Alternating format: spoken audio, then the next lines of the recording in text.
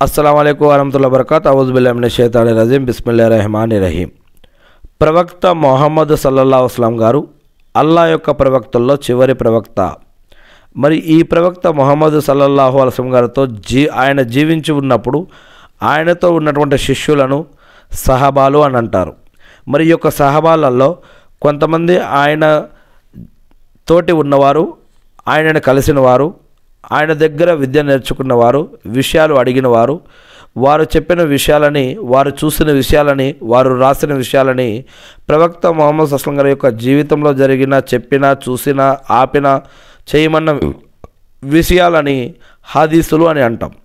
ఖురాన్ అనే గ్రంథం అల్లాహ్ సుబ్హానహు వ తఆలా అవతరింపజేస్తే ఆ ఖురాన్ అనే గ్రంథాన్ని ఎలా ఆచరించారు, ఎలా అర్థం చేపించారు, ఎలా పాటించారు, దానిని అర్థమయ్యేటట్టుగా ఎలా వివరించారు, మరి ఎలా దాన్ని పాటించి చూపించారు ప్రవక్త మొహమ్మద్ సల్లల్లాహు అలైహి వసల్లం గారు, వీటన్నిటినీ కూడా హదీసులు అని అంటాం.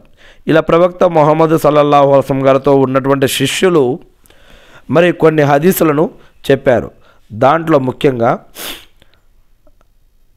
అబూ హురైరా రజల్లా గారు 5374 హదీసులు, ఆయిషా సిద్దికా రజల్లా గారు 2210 హదీసులు, అబ్దుల్లా ఇబ్నే అబ్బాస్ రజల్లా గారు 1660 హదీసులు, అబ్దుల్లా ఇబ్నే ఉమర్ రజల్లా గారు 1630 హదీసులు, జాబిర్ ఇబ్నే అబ్దుల్లా రజల్లా గారు 1540 విషయాలు, అనస్ ఇబ్నే మాలిక్ రజల్లా గారు 1286 విషయాలు, అబూ సయ్యద్ ఖుద్రీ రజల్లా గారు 1170 విషయాలు, అబ్దుల్లా ఇబ్నే మసూద్ రజల్లా గారు 848 విషయాలు, అబ్దుల్లా ఇబ్నే అమర్ ఇబ్నే ఆస్ రజల్లా గారు 700 విషయాలు.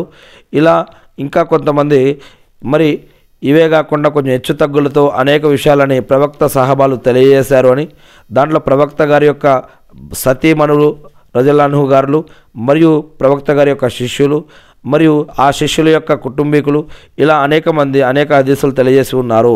మరి వీటిల్లో నమాజ్ గురించి మరియు ఖురాన్ గురించి మరియు జీవన పద్ధతుల గురించి, ఆరాధన పద్ధతుల గురించి, ఉదాహరణకి వజు, తినటం, లేవటం, వస్త్రధారణ, పెండ్లి, వ్యాపారము, బిజినెస్సు, ప్రయాణము, కుటుంబ విషయాలు మరియు బయట విషయాలు, అదేవిధంగా చట్టం, న్యాయం, ధర్మం మరియు ఆస్తి పంపకాలు మరియు అనేక హక్కులు, ఇలాంటి అనేక విషయాలు మరి ఇలా ఖురాన్లో చెప్పబడ్డ వాటికి ఇలా హదీసులలో మనకి వివరణ అనేది దొరుకుతుందన్నమాట. అందుకే ఖురాన్తో పాటు ఈ యొక్క హదీసుల విద్య కూడా సంపాదించాలి, దీన్ని కూడా నేర్చుకోవాలని ఇస్లాం మనందరికీ కూడా తాకీదు చేస్తుంది. ఎందుకంటే అల్లాహ్ సుబ్హానహు వ తఆలా ఖురాన్లో చెప్తున్నారు, నేను మీ మధ్య 2 విషయాలను వదిలి వెళ్ళానని. ఖురాను మరియు అల్లాహ్ యొక్క జ్యోతి, జ్ఞానము మరియు ఒక ఖురాన్తో పాటు ఈ యొక్క హదీసులు చదివినప్పుడే మనకి ఆ యొక్క ఖురాన్ అనేది అర్థమవుతుంది. ఏది ఏమైతేనేమి నేను సృష్టికర్త అయిన అల్లాహ్ను ప్రార్థిస్తూ ఉన్నాను. అల్లాహ్ మీరు ప్రవక్త మొహమ్మద్ సల్లల్లాహు అలైహి వసల్లం గారి ద్వారా మాకు ఇచ్చినటువంటి ఖురాన్ మరియు హదీసులు మేము తెలుసుకొని, నేర్చుకుని, అర్థం చేసుకుని, గుర్తుపెట్టుకుని వాటి ప్రకారం మేము జీవిస్తూ మిమ్మల్ని ఆరాధిస్తూ తెలియని ఇతర మా సోదరులు తెలిపే భాగ్యాన్ని మాకు ప్రసాదించండి. వల్ల ఆమీన్.